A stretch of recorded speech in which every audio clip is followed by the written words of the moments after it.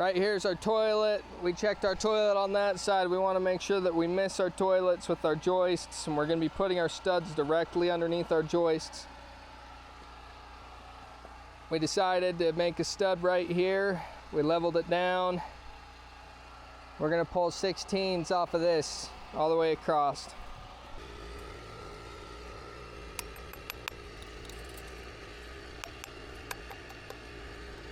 Instead of going with my endo, I'm going to go with 2 inches. So I'm going to go past my 16 mark by 2 inches. Our layouts will be standard, like all layouts. It'll be 16, 32, 48, and so forth until you get to the end of this wall. Now, if you're looking for just joist layout, you can click on this link right here, or you can skip ahead about 8 minutes ahead, go to that timestamp, and I'll show you how to do just joists. But the reason why I started this video right here is because it is very important, and well, we really like it, to have your studs directly underneath your joists.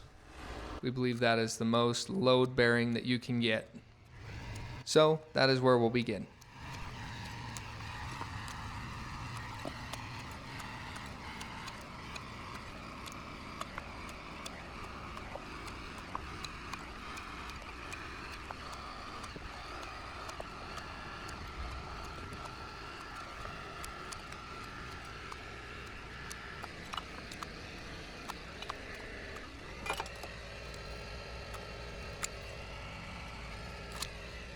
Alright, so as it shows me build this wall right here, I'm going to add a quick note.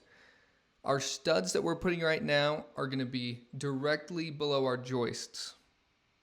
We like to plan our studs for the exterior of our home that you'll see that'll be covered with brick to go directly above these joists and these studs.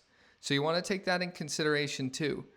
If you don't have a toilet to worry about, then the next thing I'd be looking at is where's my exterior stud to my house going to sit.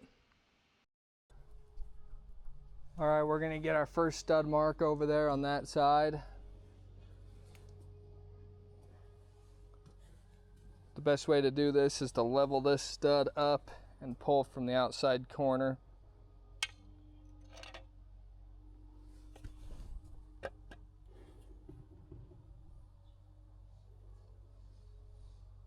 The reason we're going from the outside corner is because when we did this foundation, we leveled these outside walls as well as we could. The inside wall could have came in and out just a little bit, but the outside walls were true. Now, it's not going to be exactly true, but it's going to be close enough for what we're looking for.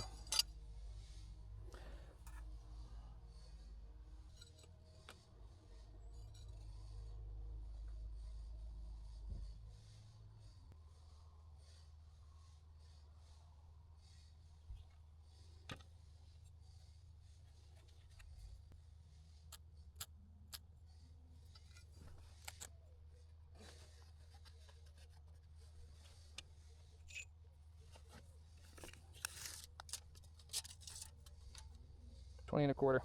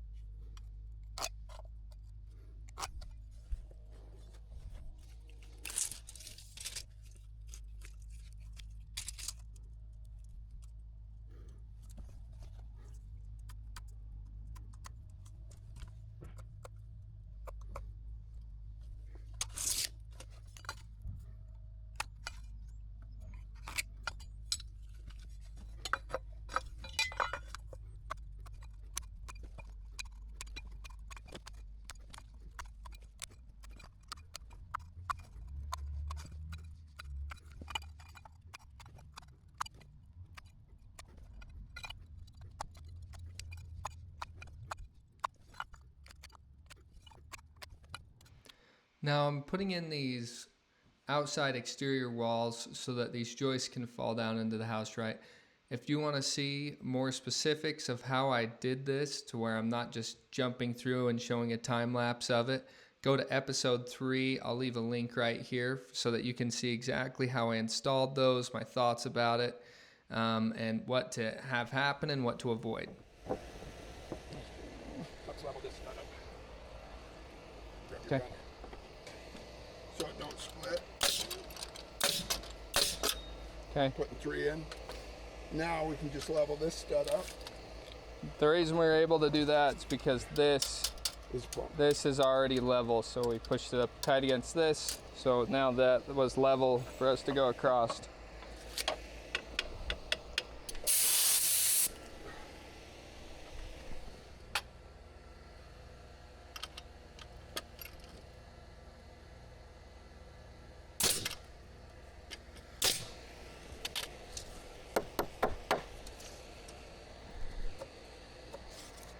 This one's on our layout, so now we can take the rest off of that layout.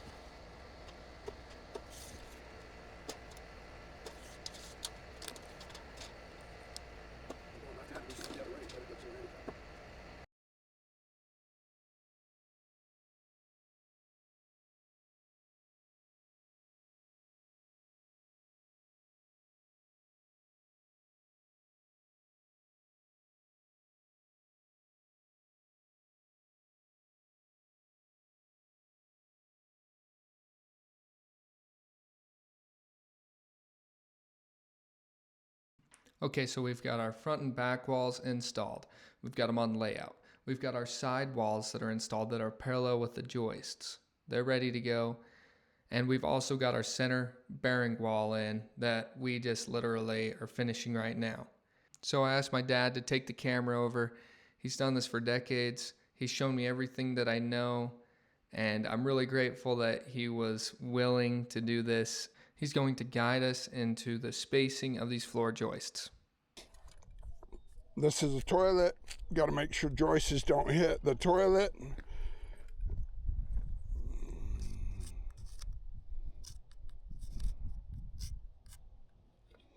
So my first joist is going to start there, leaving me 2 1/4 from center of toilet. The other side is just as close the other way. That's why this is as close here. So the joist is there, level down, mark it there, hook my tape. When you set a nail and you're pulling on your tape, you have that give. You need to make sure that you are hooking and pulling, and start my layout. This is only 25-foot tape. I've already marked it down to 24 foot. So I need to start layout again right here and continue. Same thing. Make sure when your tape hooks that nail that it's like hooking on the far side of that pencil. So that's kind of lined up perfect. I want it a little bit longer so it looks like it's hooking.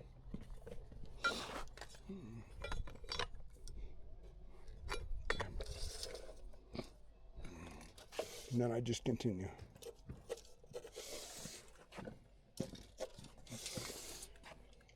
If you notice, my studs hit directly below. That's in case you have to go through the floor with something, power or plumbing. It's not going to interfere with the stud below. It's just a clear shot. So these are 1.5. These are 2.5. We made sure that the center of this was hitting the center of this. And we matched that all the way they crossed as well.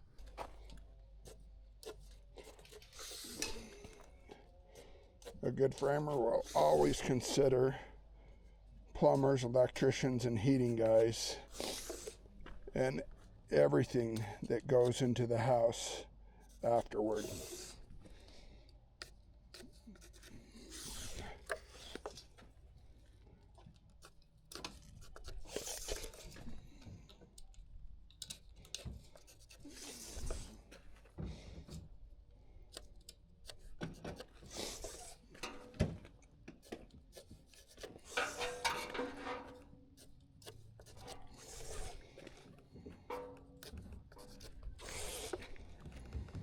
I'm going to drop a quick link right here. From this point is when we decided to check the hypotenuse and to see how square our foundation was. If you haven't done this yet, now is the time to do it, so that you can know that the next marking that we're going to do to transfer it to the front is right. Not the stud, my layout. Oh, yeah. Okay, so I'm putting a level on his layout. I'm marking the foundation, and then I'm pulling from the outside of that foundation. Seems how ours is very square, to transfer that mark to the front of the house. Kind of a lot like what we just did with getting the studs. You'll be able to see better when I come to the front of the house and make my mark.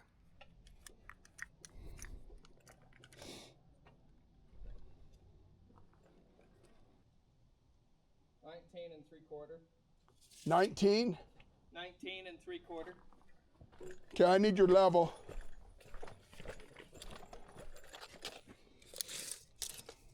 So this is what I was just doing on that back wall, just finding this mark.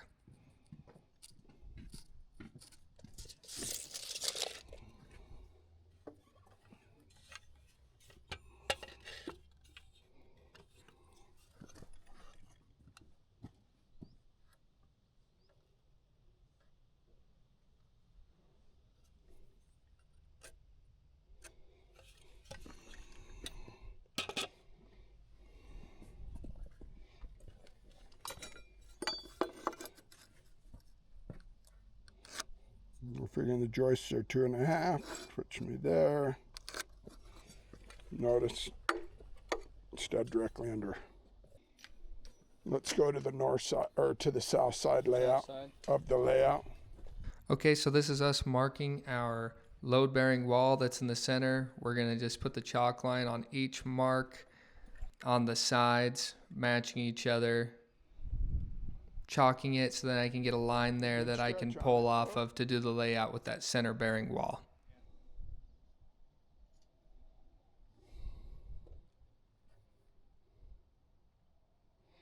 You there? South side? Okay. Perfect.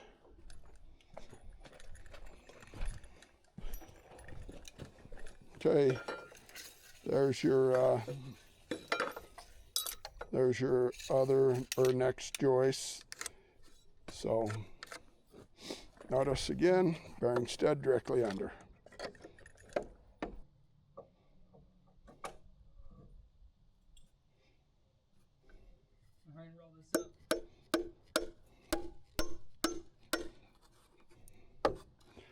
Check your tape. Wrong way. I want it to appear as though it's hooking that line instead of being in line with it.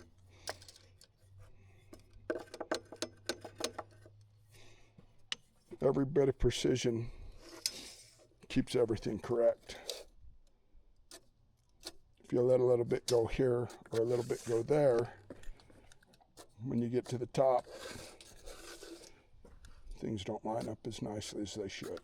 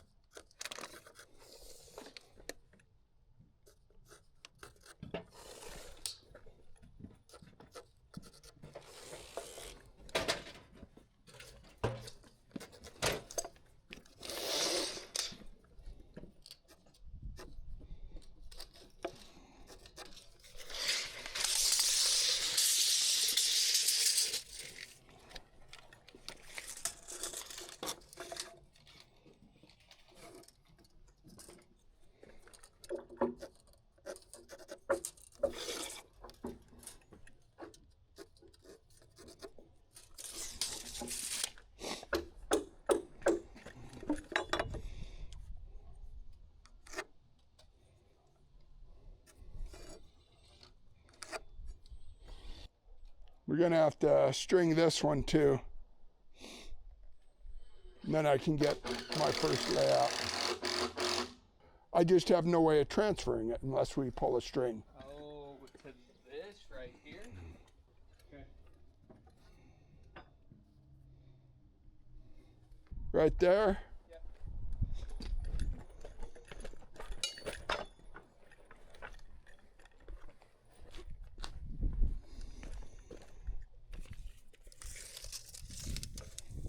Okay, so he's going to put himself on 16 inches, exactly on that string line, so that he can keep that layout rolling and be precise with that front wall with this garage wall. That's why I cut that wall off. Okay. That's good.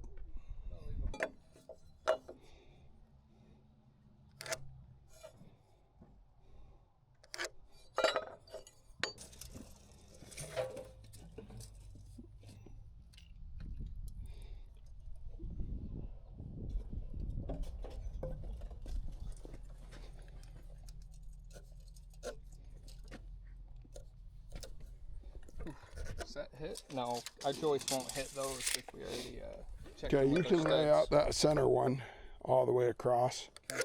I would just use my 100 foot? no, I just use my tape so Okay, it's yep. the same consistency. Oh, sounds good. Notice again, directly over stud. Just part of good planning.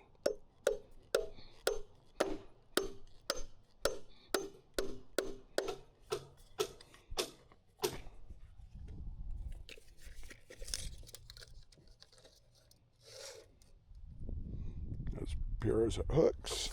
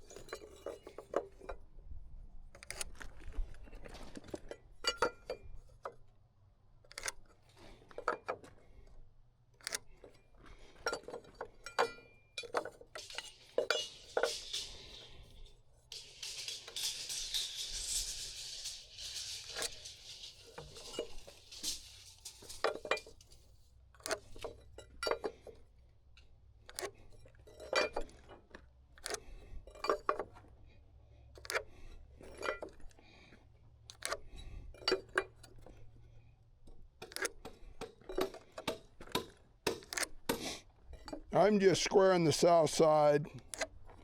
Okay. Just keep everything the same.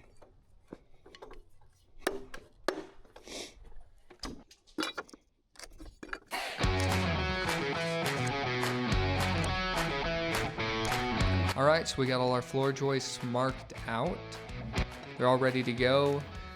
The front walls, the center bearing wall, and the back wall are perfectly marked so that your joist will sit above all of those studs. Don't forget to check out the hypotenuse video to check for your squareness. And now with our no step house building series, follow along with our next video. It's going to be us installing our I-joists in all these spots that we just laid out. I-joists are fun. I love the house and what it looks like once these I-joists are in. Thanks.